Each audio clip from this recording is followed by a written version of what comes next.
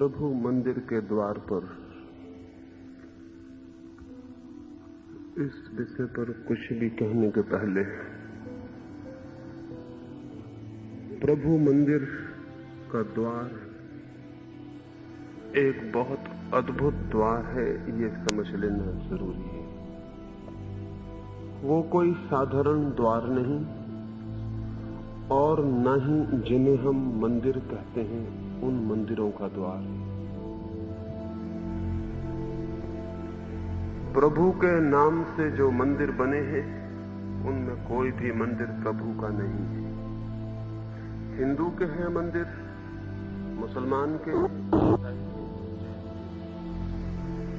और जहां तक कोई विशेषण है वहां तक प्रभु से कोई संबंध नहीं। प्रभु का मंदिर भी है, लेकिन आदमियों के द्वारा बनाए गए मंदिरों को मंदिर दिखाई नहीं पड़ता है। धार्मिकों के कारण धर्म को समझना ही मुश्किल हो गया है,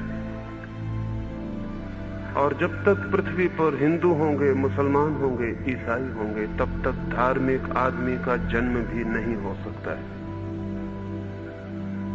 पृथ्वी को एक पागलखाना बना दिया है तथाकथित धार्मिक लोगों ने, और इन धार्मिक लोगों के कारण ही अधार्मिक आदमी पैदा हुआ है। अधार्मिक आदमी धार्मिक आदमी की प्रतिक्रिया है, रिएक्शन है।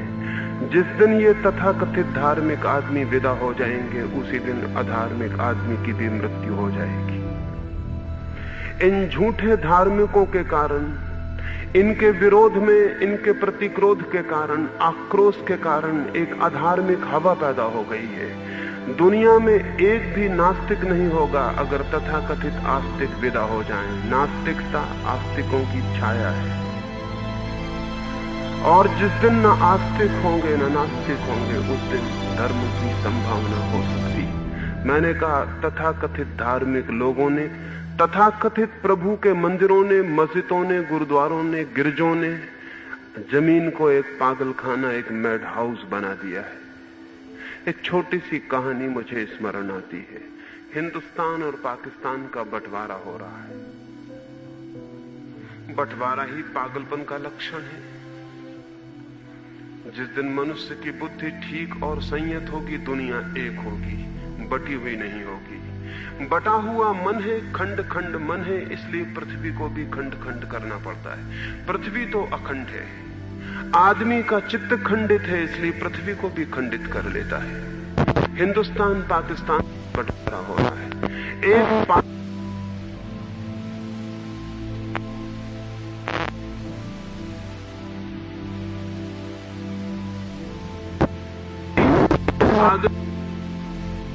राज्य नहीं है कि हिंदू हैं कि मुसलमान हैं, क्योंकि वो पागल कहते हैं हम सिर्फ आदमी हैं, हमें पता ही नहीं कि हम हिंदू हैं या मुसलमान हैं।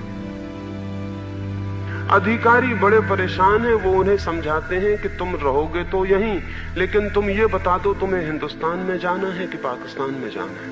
वो पागल कहते हैं बड़ी अजीब बातें कर रहे हैं आप। हम तो सोचते थे हम पागल अजीब बातें करते हैं, आप अजीब बातें कर रहे हैं। कहते हैं रहोगे यहीं, और ये बता दो कहां जाना है, हिंदुस्तान में या पाकिस्तान। जब रहेंगे यहीं तो जाने का सवाल क्या है, और जब जाना ही नहीं है, रहना यहीं है, तो हिंदुस्तान पाकिस्तान से हमें मतलब क्या है। हम जहां हैं हम ठीक है। बहुत समझाया उन्हें, लेकिन उन पागलों की समझ में ना आया। फिर उनसे पूछा कि तुम हिंदू हो या मुसलमान, ये बता दो। तो हिंदू हिंदुस्तान चले जाएं, हिंदू पागल हिंदुस्तान चले जाएं, मुसलमान पागल पाकिस्तान चले जाएं। तुम हिंदू हो या मुसलमान? उन्होंने कहा ये तो हमें पता नहीं, हम ज्यादा से ज्यादा आदमी हैं, और अगर बहुत ही कोशिश करिए तो हम कह सकते हैं हम पागल हैं, लेकिन हिंदू मुसलमान का हमें पता ही नहीं। फिर कोई रास्ता न था तो अधिकारियों ने आधे पागल खाने में रेखा खींच दी, आधे कमरे पाकिस्तान में चले गए, आधे हिंदुस्तान में। पागल बट गए आधे आधे, बीच से दीवार उठा दी। वो पागल अब भी दीवार पे चढ़ जाते हैं और एक दूसरे से पूछते हैं, बड़े आश्चर्य की बात है, हम वहीं के वहीं हैं, कोई कहीं नहीं गया, लेकिन तुम पाकिस्तान में चले गए, हम हिंदुस्तान में चले गए। ये क्या हो गया है? कभी कभी वे पागल दीवार पर एक दूसरे से लड़ते भी हैं। उनमें जो बहुत बुद्धिमान है वो समझाते भी हैं कि हमें हिंदू से क्या मतलब, हमें मुसलमान से क्या मतलब, हम तो सिर्फ पागल हैं। उन पागलों की बातें कोई सुनेगा तो ख्याल में आएगा वो पागल शायद हमसे ज्यादा बुद्धिमान है, हम उनसे भी ज्यादा पागल हैं। परमात्मा के नाम पर भी आदमी ने पागलपन ईजाद किया है। परमात्मा के नाम पर भी जो 5000 वर्षों में हुआ है, अगर उसका हिसाब लगाया जाए तो हमें शक होगा ये परमात्मा के द्वार पर प्रार्थनाएं हो रही थी या शैतान के द्वार पर।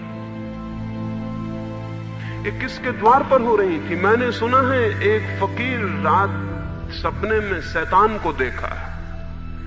शैतान सुस्त पड़ा हुआ सोया है। फकीर ने पूछा, शैतान तुम और सुस्त पड़े हुए हो? हमने तो ये सुना है कि शैतान 24 घंटे शैतानी में लगा रहता है। तुम इतनी शांति से बैठे हुए हो, तुम्हें हो क्या गया?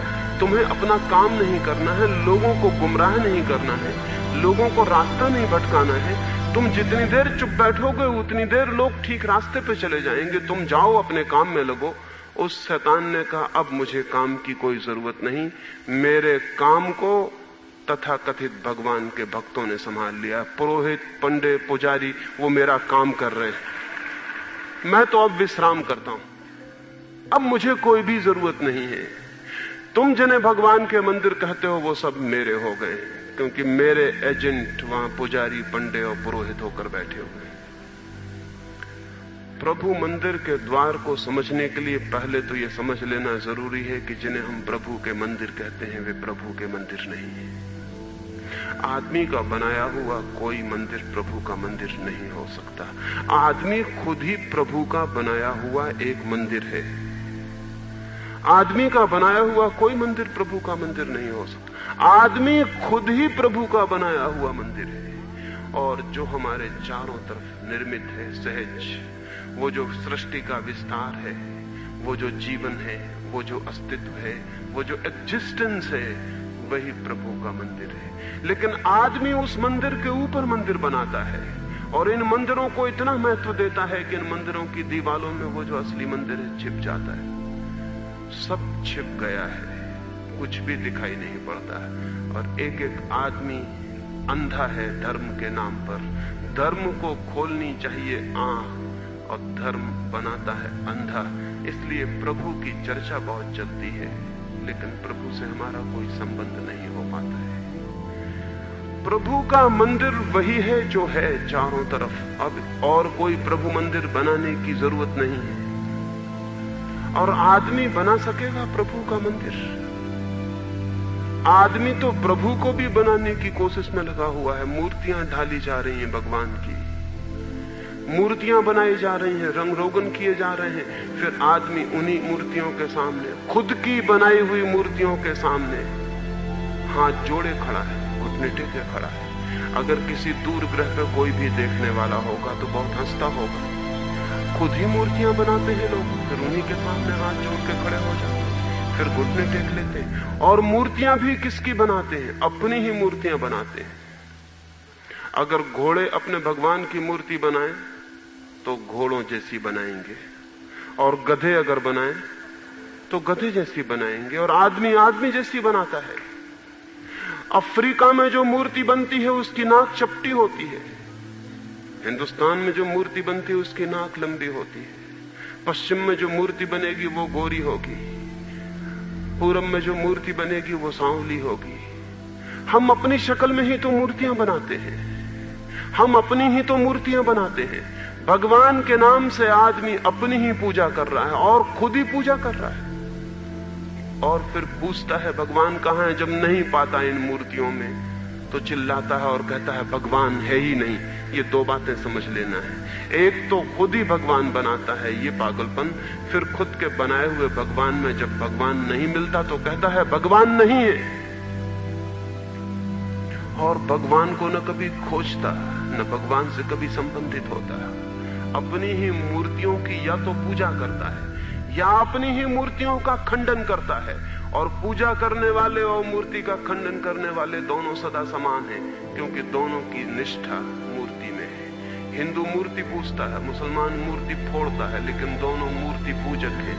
दोनों की दृष्टि मूर्ति पर लगी है। जैसे मूर्ति में कुछ है, न तो पूजा करने योग्य है न तोड़ने योग्य है। मूर्ति में कुछ भी नहीं है, और जहां है वहां हमारी कोई दृष्टि ही नहीं है। तो पहले तो आज की सुबह हम ये समझ लें कि भगवान का मंदिर कहां कहां नहीं है, तो शायद हम समझ पाएं कि भगवान का मंदिर कहां हो सकता है, कहां कहां उसका द्वार नहीं है। ये अगर हम जान लें तो शायद हम खोज सकें कि कहां उसका द्वार है। इतनी जगह नकली द्वार बने हुए हैं कि बहुत मुश्किल हो गया है उसके द्वार को खोजना। और जब भी कोई खोजने निकलता है, जल्दी से कोई नकली द्वार मिल जाता है। नकली द्वार के दुकानदार मिल जाते हैं और उस आदमी को नकली द्वार में प्रवेश करवा लेते हैं। फिर वो भटकता रहे उस नकली द्वार में, उसे कभी भी असली द्वार का कोई पता नहीं चल सकता है। पहली बात, नकली द्वार, जितने भी नकली द्वार हैं, उन सब का मूल आधार है विश्वास। वो सब विश्वास पर खड़े हैं। इसलिए विश्वास के द्वार पर जो भी दस्तक देगा वो अंधकार में उतर जाएगा, अज्ञान में उतर जाएगा, परमात्मा तक नहीं पहुंच सकता है। और सारे तथाकथित धर्मों ने यही समझाया है कि विश्वास करो। मैंने सुना है एक अद्भुत आदमी था, मुल्ला नसरुद्दीन। वो एक दिन दोपहर को एक वृक्ष पे चढ़ के कुछ पत्तियां काट रहा है, कुछ शाखाएं काट रहा है, लेकिन जिस शाखा पे बैठा है उसी को काट रहा है। नीचे से एक आदमी निकला और उसने चिल्लाया कि मुल्ला ये क्या करते हो, पागल हो गए हो? जिस शाखा पे बैठे हो उसी को काटते हो, गिरोगे, मरोगे। मुल्ला ने कहा अपने रास्ते जाओ। मैं किसी पर कभी विश्वास नहीं करता, मैं अपनी बुद्धि पे विश्वास करता हूं। और मुल्ला शाखा को काटते रहे। फिर शाखा टूटी और मुल्ला जमीन पे गिरे। चोट खाई तो ख्याल आया कि गलती हो गई। जो उसने कहा था उस पर विश्वास करना चाहिए था। वो आदमी बड़ा ज्ञानी था, वो आदमी भविष्य का जानकार था। तब तो उसने बता दिया कि अगर काटते रहोगे तो गिरोगे। भविष्य की घटना पहले बता दी। कोई ज्योतिषी था मालूम होता है। मुल्ला भागे उसके पीछे, उसे रास्ते में पकड़ा और पैर पकड़ लिया और कहा कि मैं बड़ा अभागा हूं कि इतना महान ज्योतिषी नीचे से गुजरता था। उसने इतनी बढ़िया बात कही, भविष्य की बात बताई, मैंने नहीं मानी। अब तो मैं तुमसे कुछ और भी पूछना आया हूं, तुम जो भी कहोगे मैं मान लूंगा। उस आदमी ने कहा और मैं कुछ नहीं जानता हूं, ना मैं कोई जोशी हूं, न इसका भविष्य से कोई संबंध है। तो सीधी विचार की बात थी कि जिस शाखा पे बैठ के काटते हो। मुल्ला ने कहा विचार की बात मत करो, मैंने विचार करके देख लिया और नुकसान उठाया। मैं जमीन पे गिर पड़ा, पैर टूट गए। अब तो मैं विश्वास करूंगा। तुम मुझे ये और बता दो कि मेरी मृत्यु कब आएगी। उस आदमी ने कहा पागल हो गए हो, मुझे कुछ भी पता नहीं, मैं कोई जोशी नहीं। लेकिन जितना उसने बचना चाहा, मुल्ला ने समझा कि वो आदमी छिपाना चाहता है। अब मुल्ला तो नासमझ थे ही, नहीं तो उस शाखा को ना काटते जिस पे बैठे थे। वही नासमझ आदमी अब इसको पकड़ लिया और जोर से कहने लगा कि मैं जाने ना दूंगा जब तक ये ना बताओगे कि मेरी मृत्यु कब है। आखिर उस आदमी को क्रोध आ गया और उसने कहा कि अभी मर जाओगे, अभी मर जाओगे, अब मुझे मेरा पीछा छोड़ो। मुल्ला ने सुना अभी मर जाओगे। मुल्ला ने कहा कि जब अभी मर जाओगे, ये जोशी ने कहा, तो मर जाना जरूरी है। मुल्ला फौरन गिर पड़े और मर गए। 4 लोगों ने उस आदमी को उनकी अर्थी में साथ देना पड़ा। वो आदमी भी हैरान हुआ कि बड़ी आश्चर्य की बात है। चारों आदमी अर्थी लेके चले, चौरस्ते पे पहुंचे। एक रास्ता मरघट को बाएं की तरफ से जाता था, एक दाएं की तरफ से। वो सब सोचने लगे कि बाएं की तरफ से जल्दी पहुंचेंगे कि दाएं की तरफ से। मुल्ला ने सिर उठाया और कहा कि मैं बता सकता था, लेकिन चूंकि मैं मर गया हूं इसलिए अब मैं कुछ भी नहीं बोल सकता। वैसे जब मैं जिंदा था तो मैं बाएं की तरफ से जाता था, वो रास्ता करीब का है। उन्होंने अर्थी नीचे पटक दी कि मुल्ला तुम पागल हो।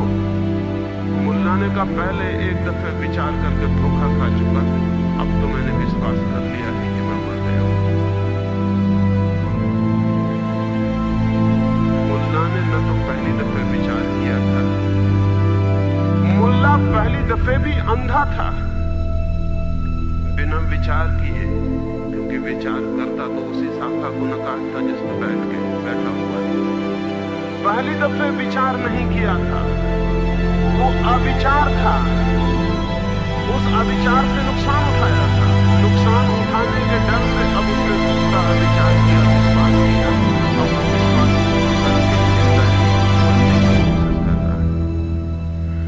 आदमी अविचार से नुकसान उठाया है, ये सच है।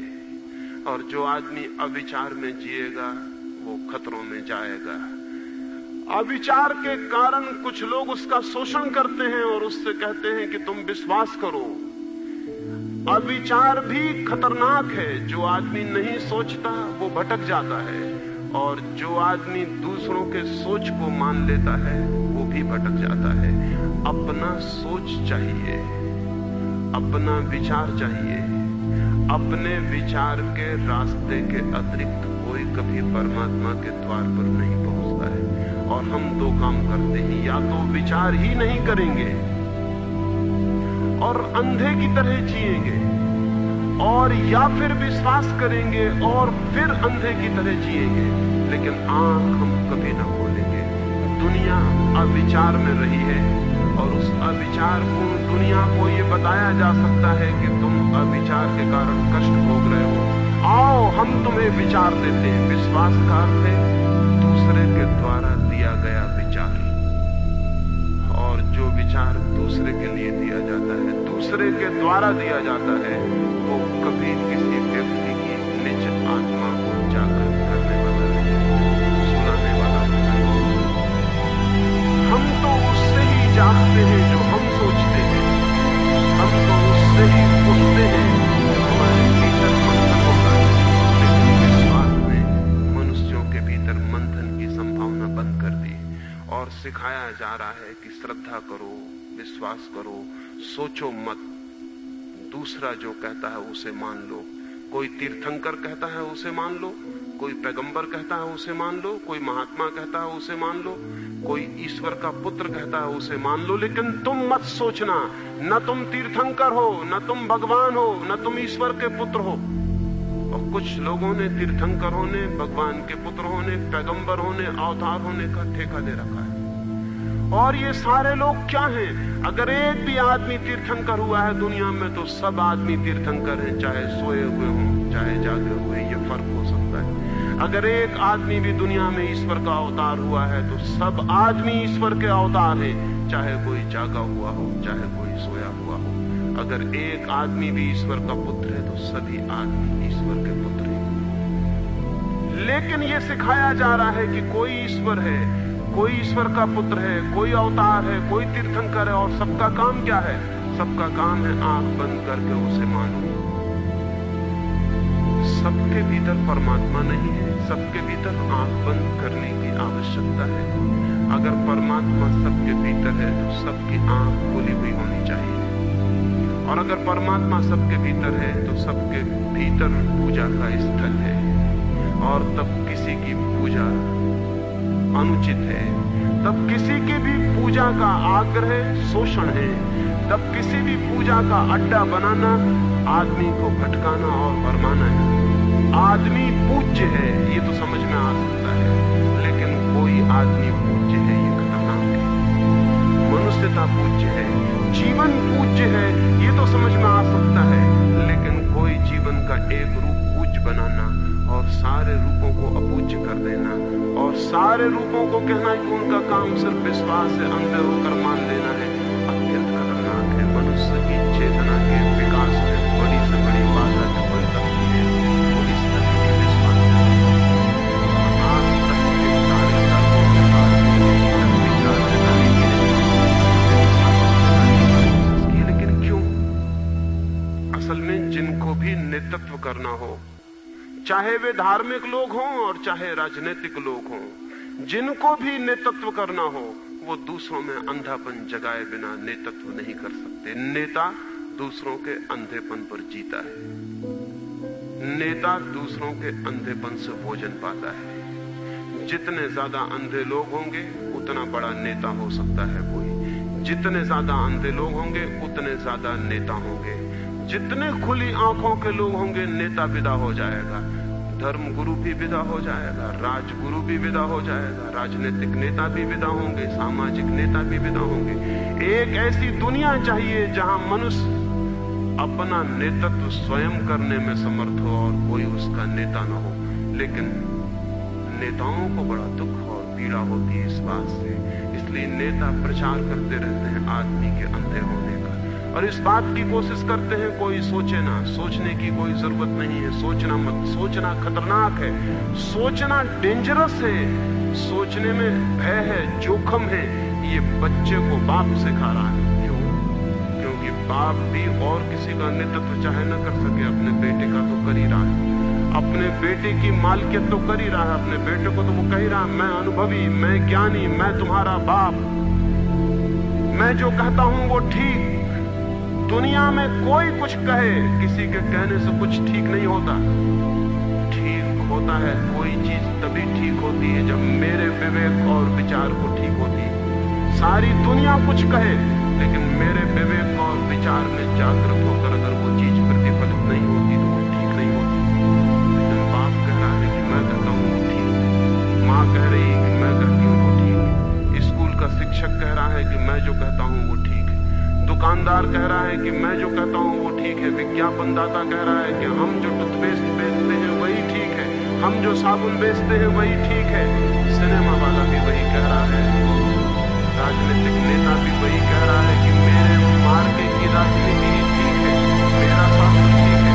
सब तरफ इस तरह के लोग हैं जो कहते हैं हम ठीक है, और तुम्हारा काम इतना है, तुम अच्छे आदमी हो अगर हम जो कहते हैं तुम उसे मानो, और तुम गलत आदमी हो अगर तुम गड़बड़ करो, अगर तुम विद्रोह करो, अगर तुम सोचो तो तुम ठीक आदमी नहीं हो, तुम सज्जन नहीं हो। ये चारों तरफ की चेष्टा ने एक एक आदमी की आत्मा को बंदी बना दिया है, उसे मुक्त होने के उपाय नहीं छोड़े।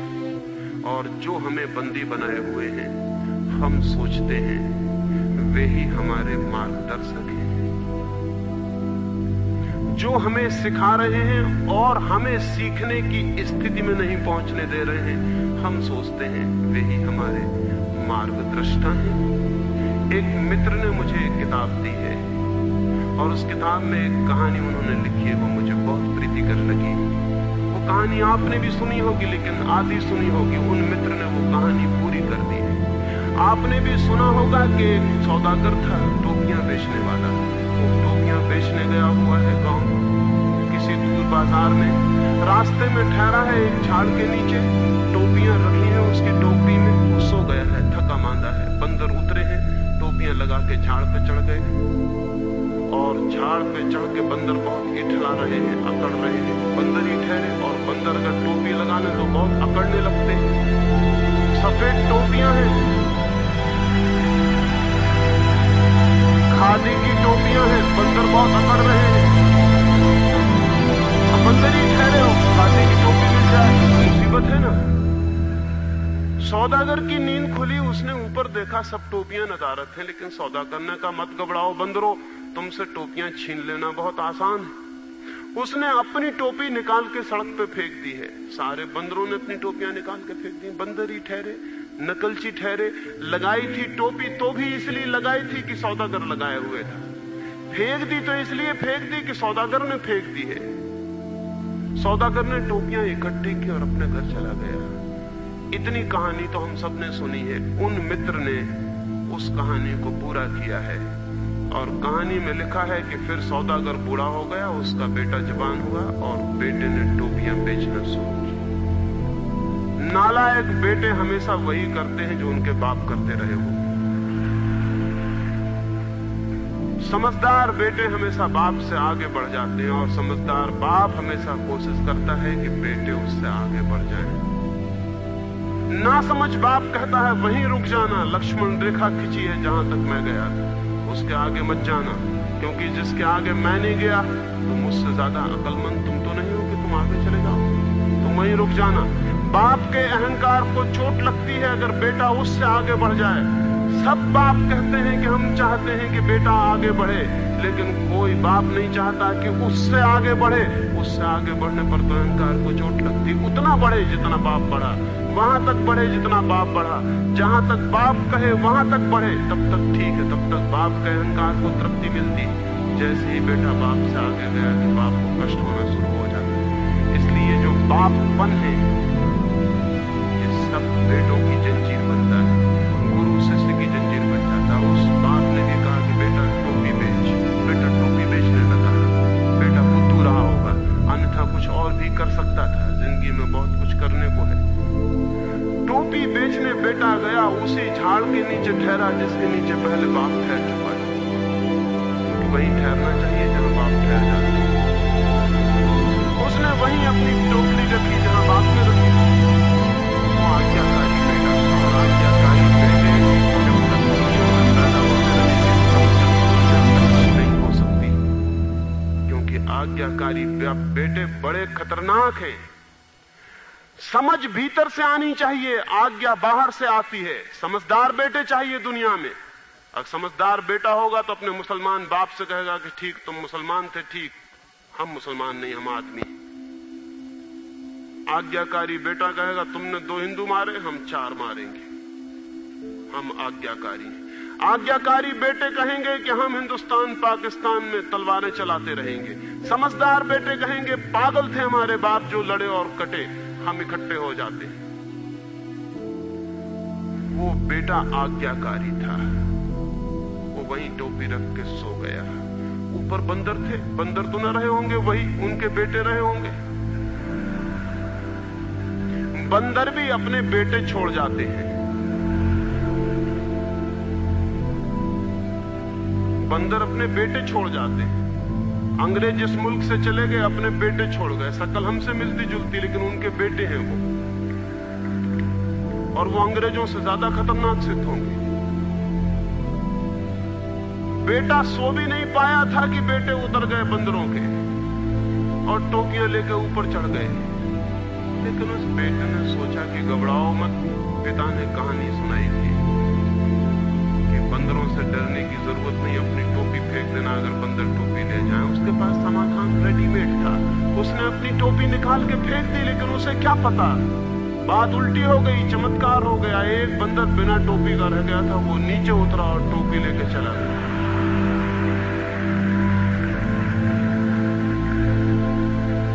बंदर अब तक बुद्धिमान हो गए थे, लेकिन आदमी अब तक बुद्धू था। वो पुराना समाधान काम नहीं आया। नई समस्या की समाधान पुराना। सीखे हुए समाधान सदा ऐसे ही हो जाते हैं। नहीं, दूसरे से नहीं सीख लेना है समाधान, इतनी बुद्धि विकसित करनी है कि समाधान अपना आ सके। दुनिया धार्मिक नहीं हो पाती है क्योंकि धर्म के पुस्तक सिखाए जाते हैं, और जब तक धर्म के पुस्तक सिखाए जाएंगे, लोगों की तरफ सिखाए जाएंगे, दुनिया धार्मिक नहीं हो सकेगी। धर्म तो एक क्रांति है, और उस क्रांति की शुरुआत इस बात में है कि प्रत्येक व्यक्ति की प्रज्ञा का दिया जल जाए। एक एक व्यक्ति अपनी बुद्धि के रोशनी में देखने, समझने, सोचने लगे। लेकिन अब तक जिसे हम धर्म कहते हैं वो प्रज्ञा के दिए को जलने नहीं देता। वो कहता है तुम अपने दिए को बुझा हुआ रखो ताकि गुरु का दिया चमकता हुआ दिखाई पड़े। सब बुझे रहो ताकि गुरु का दिया दिखाई पड़े। गुरु दिया दूसरे का जलने नहीं देता। तभी तक जब तक वो जलने नहीं देता, कोई उसका शिष्य बना हुआ है। शिष्यों की जो भीड़ है बुझे हुए दियों की भीड़ है। और जब तक एक एक आदमी का दिया नहीं जलता, तब तक 10-50 लोग दुनिया में धार्मिक हो जाएं। कोई एक बुद्ध, कोई एक महावीर, कोई एक कृष्ण, कोई एक क्राइस्ट, इससे कोई फर्क नहीं पड़ने वाला है। बल्कि ये थोड़े से लोग हमें और बेचैनी देते हैं। अगर ये भी ना हो तो हम ये भी भूल जाएं कि धार्मिक होना कुछ होता है। हम निश्चिंत हो जाएं अपने अधर्म में, हम अपने संसार में निश्चिंत हो जाएं, हमारी चिंता मिट जाए, हमारी एंजाइटी मिट जाए। ये कभी कभी एक आदमी पैदा हो जाता है और सारे चित्त को, सारे जगत को चिंतित कर देता है। हम बेचैन हो जाते हैं। जो जो इसके भीतर हुआ वो हमारे भीतर भी हो सकता है। और सब एक बेचैनी, और इस बेचैनी का कुल परिणाम इतना होता है कि कोई मठ, कोई मंदिर, कोई किताब शोषण करती है और हम उस शोषण से बंध जाते हैं। दुनिया में कुछ लोग हुए हैं, इन कुछ लोगों की वजह से लगता है कि सारे लोग ऐसे हो सकते हैं, लेकिन ये सारे लोग नहीं हो सकेंगे जब तक इनके ऊपर विश्वास का कारागृह बिठाया हुआ है। हम सब अपने अपने विश्वासों में बंदी हैं, और जो कारागृह दीवाल का होता है वो दिखाई पड़ता है, जो कारागृह विश्वास का होता है वो दिखाई ही नहीं पड़ता। अभी आप बैठे हैं और आपके पड़ोस में एक आदमी और बैठा हुआ है, और आपको पता है कि आप हिंदू हैं, बगल का आदमी मुसलमान है। क्या आपको बीच की दीवार दिखाई पड़ रही? नहीं है कोई दीवार वहां। हाथ फैलाएंगे तो दीवार नहीं मिलेगी, लेकिन दीवार वहां है, और बड़ी से बड़ी दीवारों से बड़ी दीवार वहां है जो दिखाई नहीं पड़ती। और दो आदमी पास पास बैठे हैं, लेकिन कितनी दूरी पर है उसका हिसाब लगाना मुश्किल। हमारे विश्वास हमारे कारागृह हैं। हम सब अपने विश्वासों में बंद हैं, और विश्वास उधार हैं, बारोड है। ये जो बारोड माइंड है, ये जो उधार चित्त है, ये कभी प्रभु के द्वार पर नहीं पहुंचाएगा। अपना चित्त चाहिए, स्वतंत्र, मुक्त, सोच करने वाला, विचार करने वाला, साहसी, खोज करने वाला। डर भी क्या है? विश्वासी को डर लगता है कि कहीं ऐसा ना हो कि मैं खुद खोजने जाऊं और न पा सकूं। मैं आपसे कहता हूं, खुद खोजने कोई जाए और न पाए तो भी बहुत कुछ